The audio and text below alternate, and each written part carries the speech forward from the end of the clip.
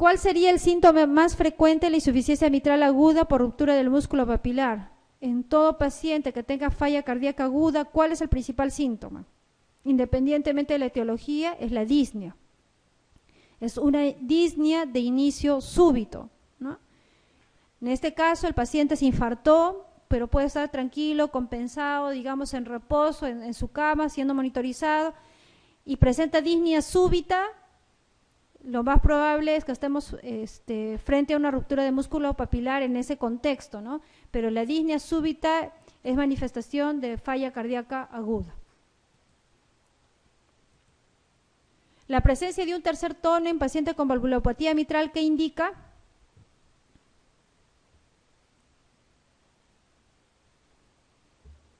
Tercer ruido cardíaco está predominantemente en la insuficiencia mitral. ¿Okay? En la estenosis mitral no vamos a encontrar la presencia de tercer ruido cardíaco. Ya se pasó aquí a la estenosis mitral, pero la indicación de cirugía de la estenosis mitral, el factor decisivo es... Vamos a pasar a la siguiente, espérense un ratito.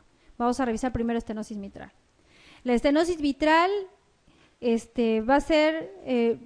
que se va a producir por un cierre de la válvula mitral, el cual no va a permitir el llenado de las cavidades auriculares, de la cavidad aurícula izquierda hacia el ventrículo izquierdo durante la diástole. Lo tenemos. Esa es la fisiopatología de la estenosis mitral, ¿no? Una válvula cerrada que cuando debe abrirse durante la diástole no permite un adecuado volumen de la aurícula izquierda hacia el ventrículo izquierdo. Entonces, ¿qué va a pasar con esa aurícula izquierda? Va a tratar de luchar contra esa obstrucción y por lo tanto va a haber incremento de presiones a nivel auricular. Entonces, insuficiencia mitral, la aurícula izquierda crece por incremento de volúmenes, porque hay un volumen que regurgita durante la sístole. ¿Y qué pasa en la estenosis mitral?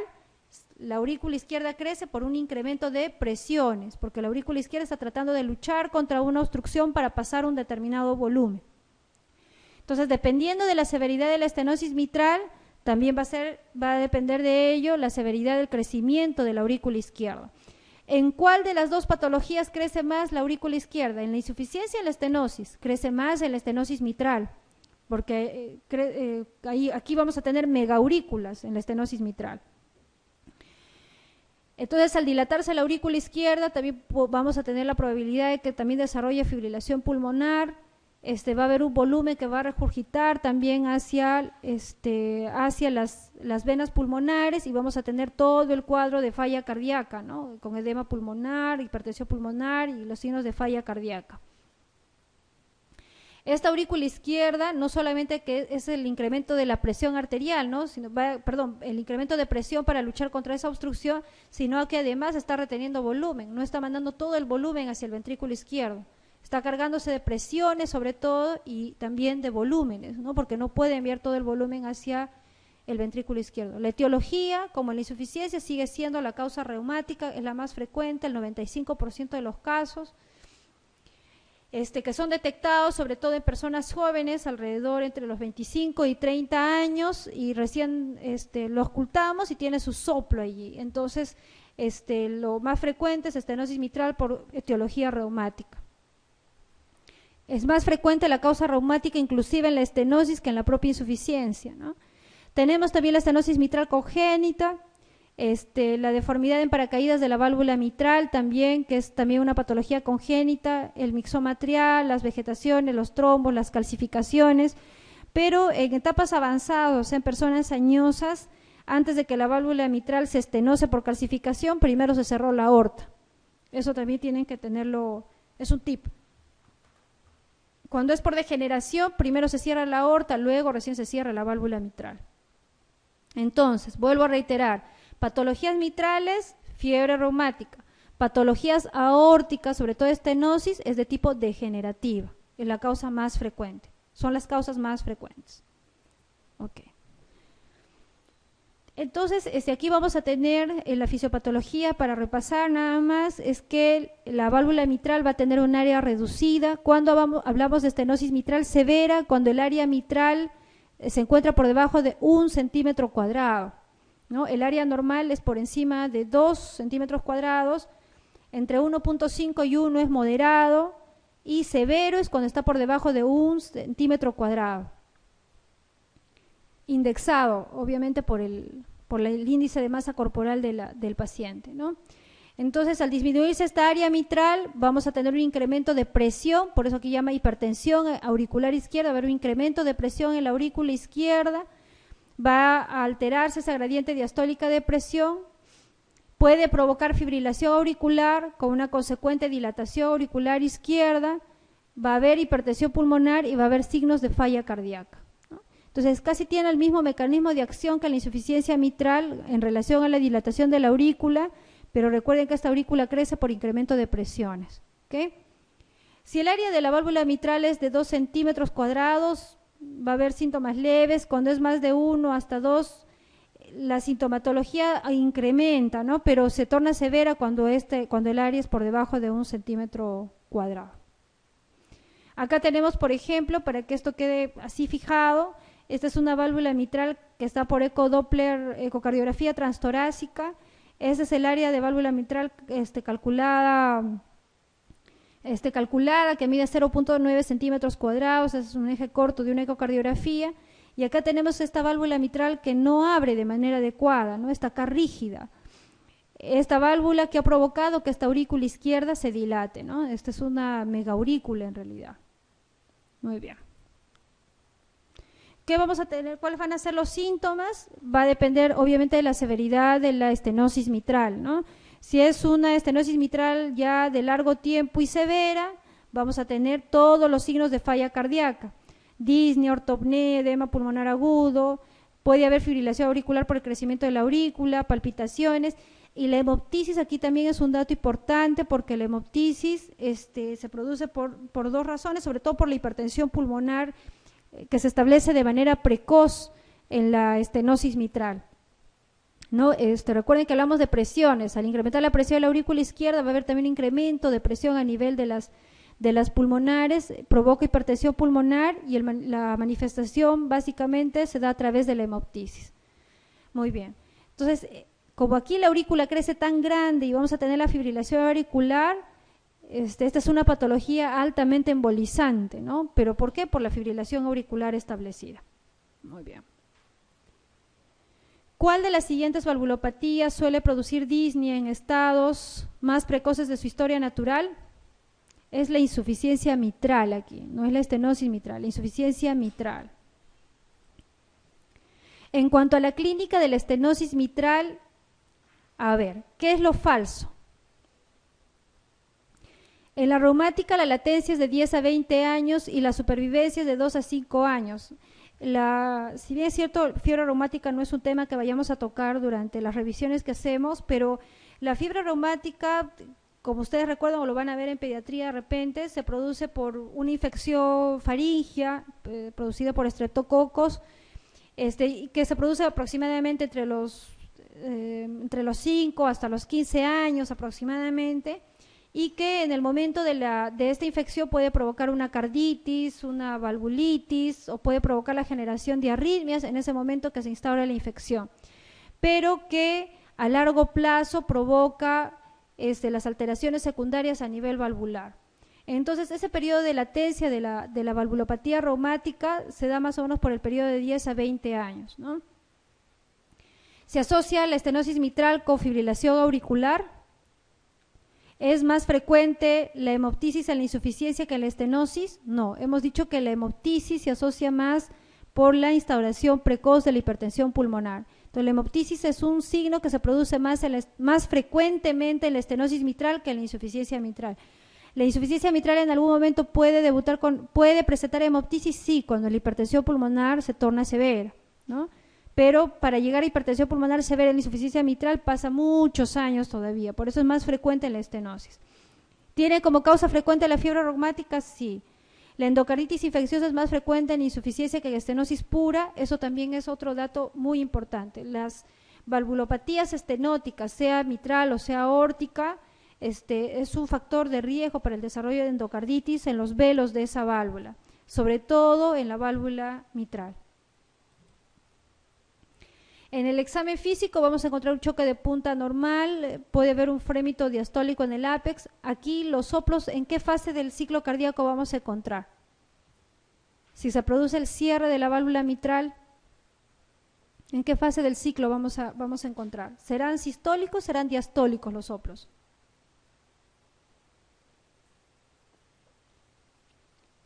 A ver, en la insuficiencia mitral, durante la sístole, está regresando la sangre hacia la aurícula izquierda, ¿no es cierto? Entonces los soplos que vamos a encontrar en la insuficiencia mitral van a ser sistólicos.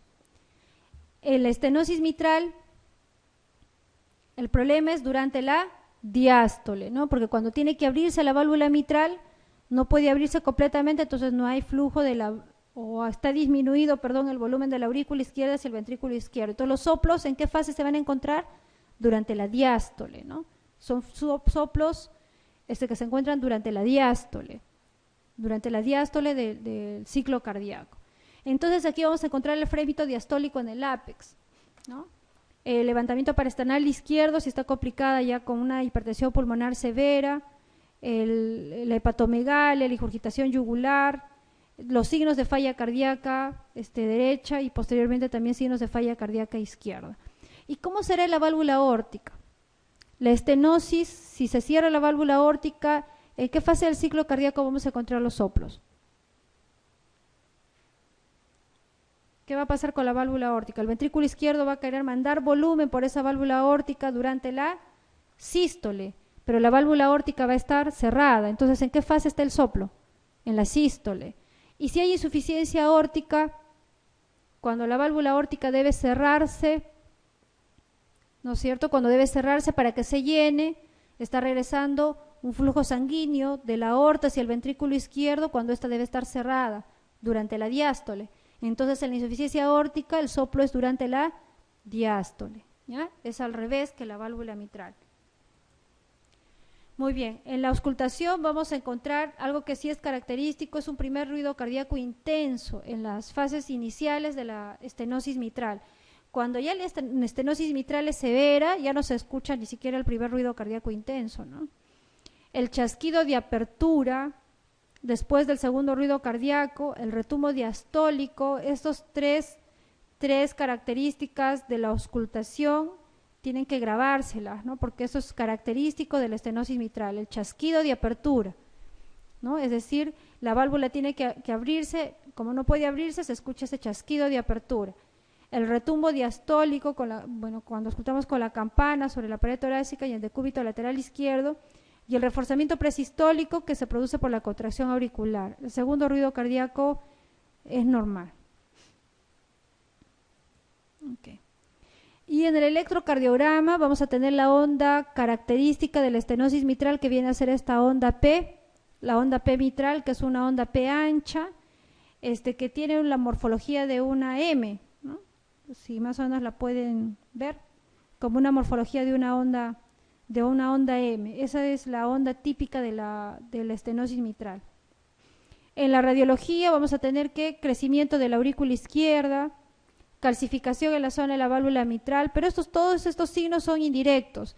¿Qué es lo más importante de ver en la radiografía? El crecimiento de la aurícula izquierda, el ensanchamiento de la arteria pulmonar y un ventrículo izquierdo de tamaño normal, ¿no? Acá vemos que la silueta cardíaca no está muy crecida, ¿no?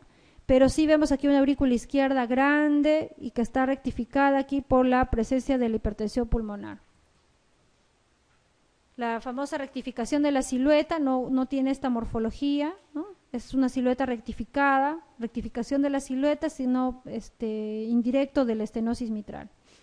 ¿Cuándo operar una estenosis mitral? La estenosis mitral se opera cuando es severa. Toda estenosis mitral severa debe ser operada. Cuando existe doble lesión valvular, si existe una estenosis mitral moderada con insuficiencia mitral, se opera también, se hace reemplazo de válvula. Cuando existen embolismos sistémicos recurrentes o cuando hay presencia de fibrilación auricular en una estenosis mitral moderada, también se está pensando en la intervención quirúrgica. Y la endocarditis reciente es indicación también de reemplazo de válvula. Entonces, el concreto es que toda estenosis mitral severa se opera. Toda insuficiencia mitral severa se opera. Toda insuficiencia mitral con síntomas, así sea moderada la lesión, se opera. Toda estenosis mitral complicada con trombo, complicada con embolizaciones recurrentes, se tiene que operar, así no sea severa. ¿Okay? Existen procedimientos que son paliativos, que se llaman valvuloplastías. Cuando estas valvuloplastías evolucionan para bien, se da todo el tiempo necesario para que se pueda reemplazar la válvula o no, si amerita, pero cuando se ve que a pesar de que se hace una valvuloplastía, es decir, se abre la válvula y no hay una mejoría clínica, también tiene que ser reintervenido, tiene que ser intervenido.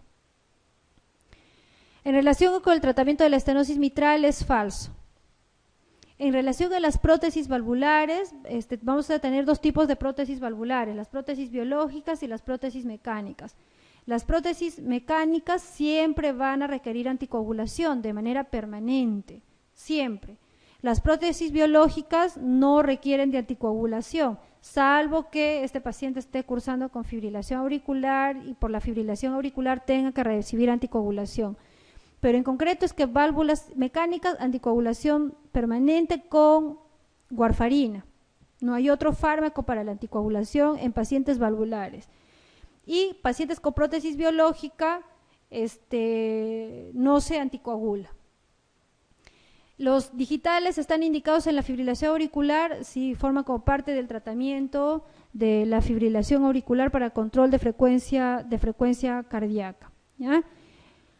Ahora, el tratamiento anticoagulante está indicado en presencia de fibrilación auricular, intermitente o previa a la cardioversión. El tratamiento anticoagulante, si es paciente con fibrilación auricular y lesión valvular como estenosis, tiene indicación de anticoagulación, así no tenga ningún otro criterio del famoso CHAS-VAS que revisamos en el tema de fibrilación auricular.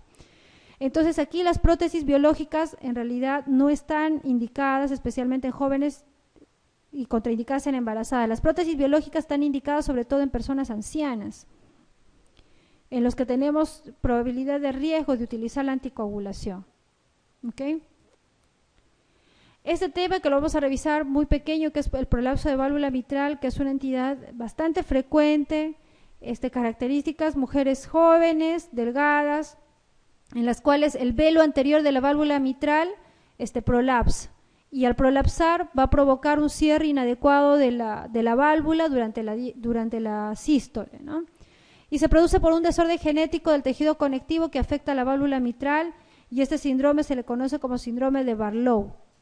Afecta al 3 a 5% de la población, más frecuente en mujeres, y lo que vamos a tener dentro de las características es una mujer joven con dolor torácico muy inespecífico, y que cuando auscultamos encontramos un clic sistólico. Y esto es ya más específico, medio y tardío, ¿no?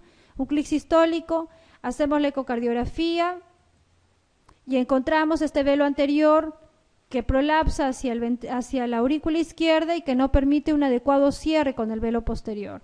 Y como adicional tiene un grado de insuficiencia mitral que por lo general es leve. ¿Se opera? No se opera. En realidad no se hace ningún tipo de tratamiento, salvo que el prolapso de la válvula mitral sea severa y esté asociada a una insuficiencia mitral severa. Solo en esos casos se piensa en hacer intervención quirúrgica de la válvula. Podemos tener también un soplo sistólico tardío, que ya es más raro, ¿no? Estos datos son ya más raros en los pacientes con prolapso de válvula mitral. Ok. ¿Cuáles son las causas de prolapso mitral, de prolapso de válvula mitral? Van a ser causa de prolapso de válvula mitral dentro de las enfermedades, dentro de las patologías que son raras en realidad, porque ya no vemos mucha sífilis cardiovascular, vamos a tener pues la sífilis como causa, ¿no? Pero podemos tener alteraciones en el colágeno sin necesidad de que tengan enfermedades sistémicas manifiestas, ¿no? Ok. En relación con el síndrome de Barlow o prolapso mitral, señalar la respuesta incorrecta, la mayoría son asintomáticas, predominio mujeres, agregación familiar, están frecuentemente asociadas a anomalías tipo Marfan, es típico el soplo sistólico precoz, sobre todo el aumentar el volumen ventricular telediastólico. La valva posterior se afecta con más frecuencia con desplazamiento posterior en ecocardiografía y hundimiento sistólico de la pared posterior. Y los betabloqueantes pueden aliviar las precordalgias atípicas y debe hacerse además profilaxis de endocarditis. Como les mencioné anteriormente, el soplo sistólico es medio tardío, ¿no? Medio tardío, no es el soplo sistólico precoz.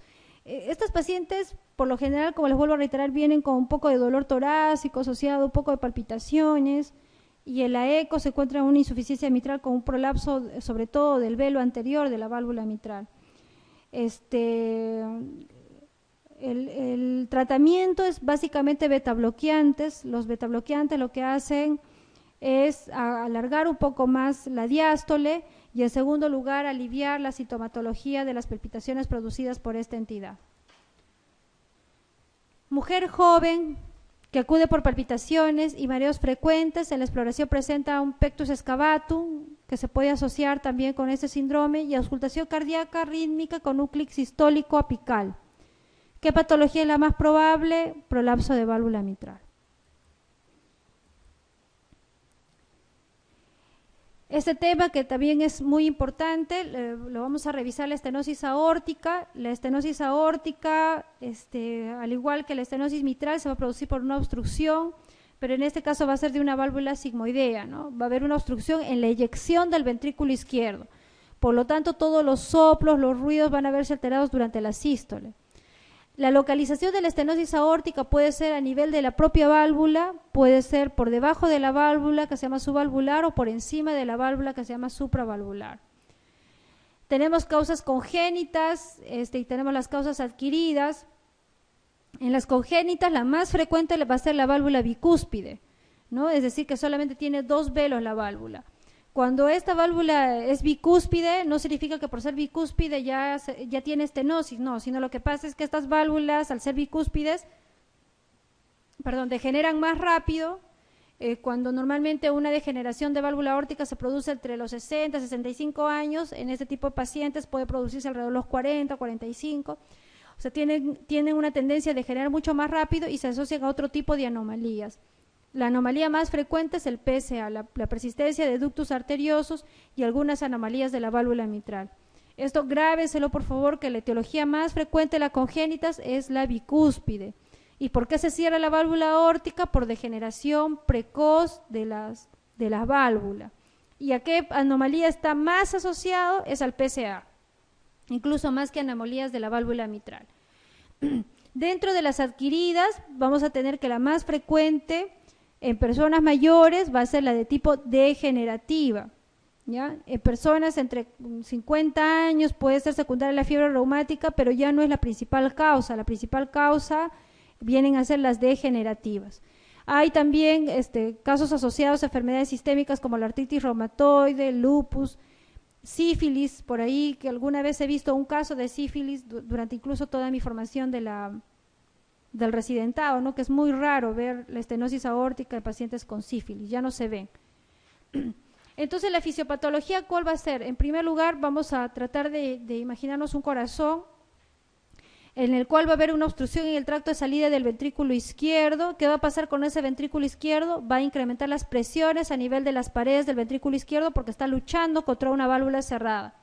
¿Cuál va a ser la respuesta de ese ventrículo? Engrosar paredes, porque va a tratar de, con mayor fuerza, luchar contra esa obstrucción. Entonces, en la fase inicial va a haber un incremento de grosor en las paredes del ventrículo izquierdo, es decir, una hipertrofia concéntrica. Y en las fases avanzadas, esa hipertrofia concéntrica ya no va a poder más engrosar el corazón y se dilata, ¿no? Entonces, la obstrucción va a ser progresiva, la eyección del ventrículo izquierdo, va a incrementar la presión dentro del ventrículo, va a aumentar la presión del ventrículo en relación a la aorta, se va a suscitar la hipertrofia ventricular concéntrica, y esta hipertrofia ventricular concéntrica va a traer varios problemas.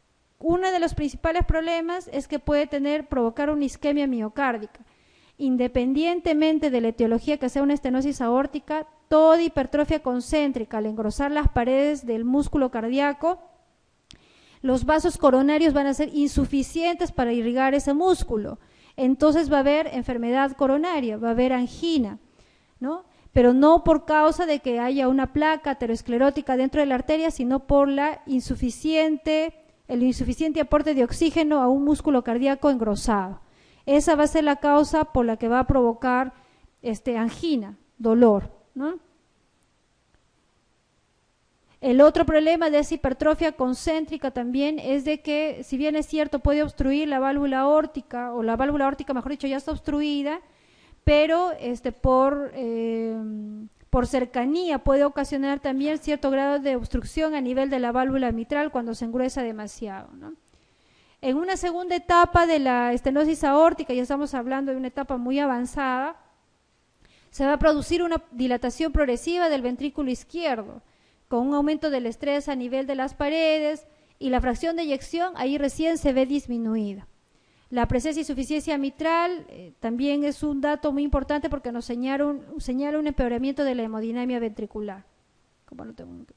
La tercera etapa vamos a encontrar una franca dilatación del ventrículo izquierdo y la fracción de eyección va a caer, o sea, ya se produce una disfunción sistólica del ventrículo izquierdo. Ya no vamos a encontrar un corazón engrosado, sino un corazón dilatado.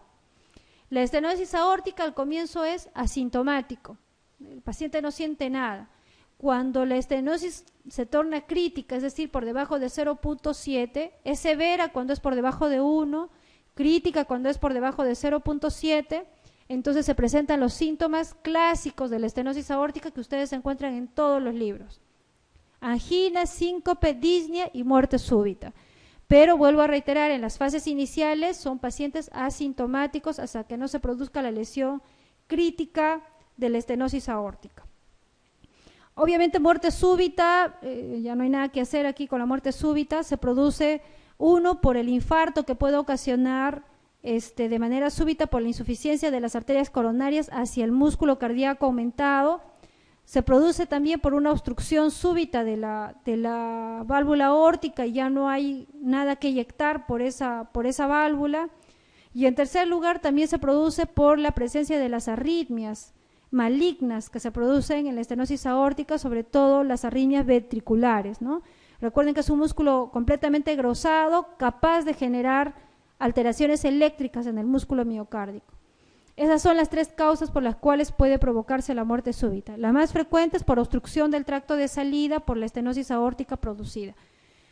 De estos tres síntomas, la angina, el síncope y disnea, cuando se presenta la disnea, el pronóstico de vida del paciente va máximo al año. Si es un paciente que ya presenta disnea y no se opera, este paciente va a vivir máximo un año. Ese es otro dato también importante, ¿ya? Ok. La clínica puede haber disnea de esfuerzo o reposo, ya es un signo de mal pronóstico porque la mortalidad es alta en el periodo de un año. La falla sistólica del ventrículo izquierdo por isquemia o falla diastólica por aparición de taquiarritmias o empeoramiento de la insuficiencia mitral. El síncope es un síntoma de mal pronóstico también, el tiempo de vida más o menos va a 2 años, relacionado con brusco incremento del trabajo cardíaco asociado a trastornos visuales, transitorios y mareos. Síncope no es más que la caída súbita, sin asociación de movimientos anormales, ¿no? Eso es lo que se llama síncope y que se produce en este caso por una disminución del gasto cardíaco frente a una demanda excesiva producida, ¿no? Muy bien. Entonces, aquí, esta placa radiográfica, tenemos aquí un corazón, primero el índice cardíaco torácico incrementado, pero recuerden que no es un corazón aumentado de tamaño por la dilatación, sino básicamente por la hipertrofia inicialmente.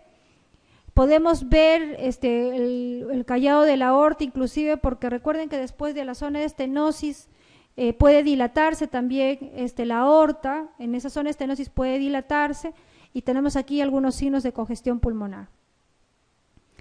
¿Cuándo se opera la válvula aórtica? La válvula aórtica se opera, tips, porque esto luego ustedes lo van a memorizar. Toda estenosis aórtica severa es reemplazo de válvula aórtica. Todo paciente sintomático con estenosis aórtica moderada, pero sintomático, es decir, que tenga angina, disnea o síncope, se cambia la válvula. Pacientes que tengan por ecocardiografía una estenosis aórtica severa, pero no presenta ningún tipo de sintomatología, porque se dan también los casos de que no presentan nada de síntomas, sobre todo de los mayores, 80 años, 85 años, en que su actividad física ya no es tan importante, entonces no hay una causal que provoque la sintomatología. Valorados con ecocardioestrés, si resulta de que la válvula aórtica es mucho más severa de la que se detecta por ecocardiografía, también se interviene, ¿no? Se reemplaza la válvula.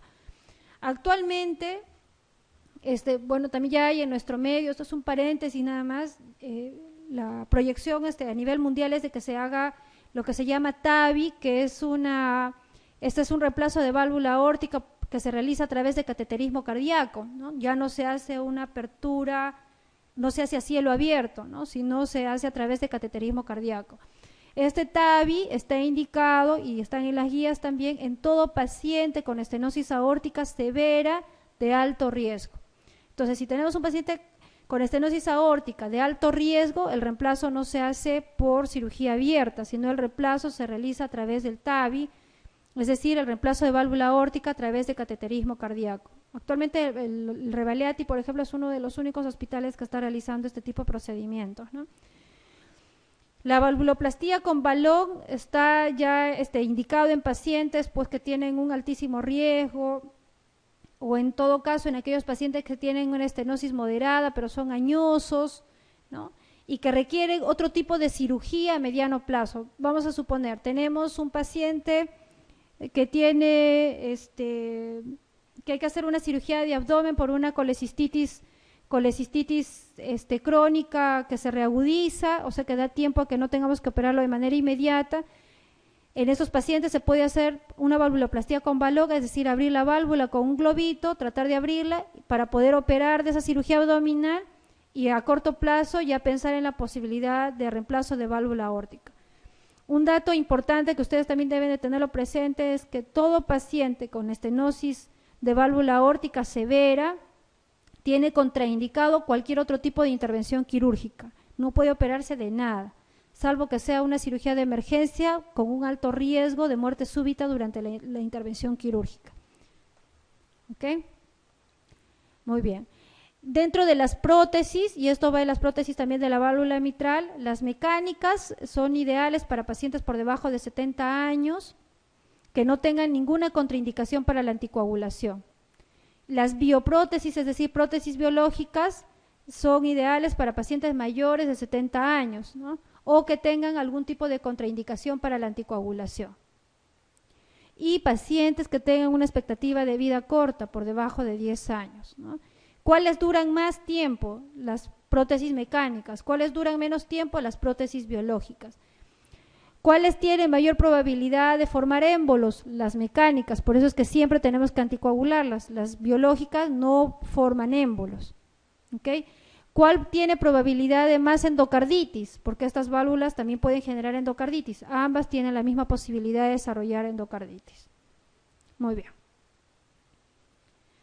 En la estenosis aórtica es cierto que produce disfunción diastólica severa, solo aumenta la presión telediastólica ventricular tardíamente cuando existe fallo ventricular izquierdo. Su mecanismo de compensación es la disminución del gradiente sistólico ventrículo-aorta. Un orificio de 1.5 se considera crítico, ya definitivamente falsa. La pérdida de la función hemodinámica de la aurícula apenas repercute sobre la hemodinámica cardíaca general de la estenosis aórtica. La estenosis aórtica, les vuelvo a reiterar, es disfunción diastólica en las fases iniciales, ¿no? Disfunción diastólica que evoluciona a una severidad mayor conforme se vaya cerrando más el orificio. Fase final, recién viene la disfunción sistólica, ¿no? Dilatación con disminución de fracción de eyección. Entonces, en una ecocardiografía, ustedes no van a pretender medir la fracción de, bueno, se va a medir, pero no va a valorarnos la fracción de eyección, la severidad de la estenosis aórtica. Puede tener una fracción de eyección normal, pero el paciente está con signos de falla cardíaca por esta disfunción diastólica que tiene, ¿no? En la estenosis aórtica, ¿cuál de los siguientes signos tiene peor pronóstico? Disnea, por el tiempo corto de de sobrevida que tienen, como les mencioné, 1 año, ¿no? Síncope 2 años, angina 3 años. Muy bien. Disney, ya estamos pensando en que el paciente va a fallecer pronto, ¿no? La angiodisplasia de colon, esto es importante, ¿no? La angiodisplasia de colon es una de las patologías que se asocia mucho con estenosis aórtica, ¿ya? Dentro de las estenosis aórticas subvalvulares y supravalvulares, aquí me voy a detener un poquito. La estenosis aórtica subvalvular se presenta sobre todo en pacientes que pueden tener algún proceso de cardiopatía hipertrófica que sea de causa de otra etiología, ¿no? Cuando se engruesa mucho el miocardio, puede provocar obstrucción en el tracto de salida del ventrículo izquierdo. Esa es una de las causas de la estenosis aórtica subvalvular. Otra de las causas de la estenosis aórtica supravalvular es que justamente puede estar asociado a cuadros de hipercalcemia. Es una asociación muy frecuente que se da en la estenosis supravalvular. Entonces, en la estenosis aórtica subvalvular, cualquier patología que produzca cardiopatía hipertrófica y que pueda obstruir el tracto de salida del ventrículo izquierdo. Y en las supravalvulares tenemos aquellas asociadas con